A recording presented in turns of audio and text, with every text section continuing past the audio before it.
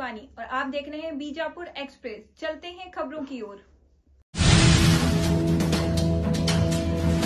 ಈಗ ಯತ್ನಾಳ್ ಅವರ ಜೊತೆ ಗುಡ್ಸ್ಕೊಂಡಂತ ನಿಮ್ಮ ಕಾರ್ಪೊರೇಟ್ಗಳು ಮತ್ತು ಕೆಲವು ಮುಖಂಡರುಗಳಿದ್ದಾರೆ, ಅವ್ರ ಮೇಲೆ ಏನಾದ್ರು ದೂರು ಬಂದಿದೆಯಾ, ಏನಾದ್ರು ಕ್ರಮ ತಗೊಳ್ತಾ ಇದ್ದೀರಾ? ಹಾಗೆ ಈಗ ಅವರು ನಮ್ಮ ಭಾರತೀಯ ಜನತಾ ಪಕ್ಷದ ಗುರುತಿನ ಮೇಲೆ ಬಂದಿದ್ದಾರೆ.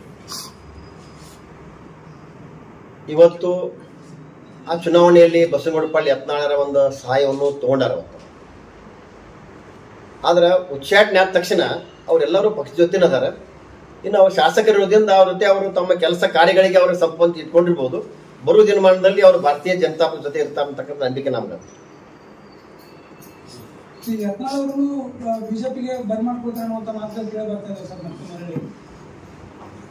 ನಾನು ಬಿಜಾಪುರದವನಾಗಿ ಬರ್ತಿದ್ರಂದ್ರೆ ನಾವು ಅವ್ರಿಗೆ ವಿರೋಧ ಮಾಡಕ್ ಹೋಗುದಿಲ್ಲ.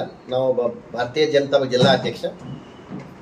ಆದ್ರ ಘಟನೆಗಳು ಬಹಳಷ್ಟು ಬಿರುಸಿನಿಂದ ಆಗಿ ಹೋಗ್ಯಾವ.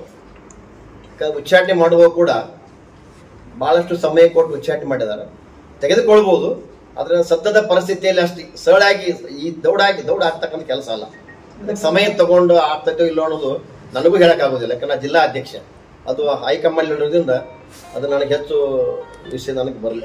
ನನಗೆ ಗೊತ್ತಿದೆ ಇಷ್ಟ.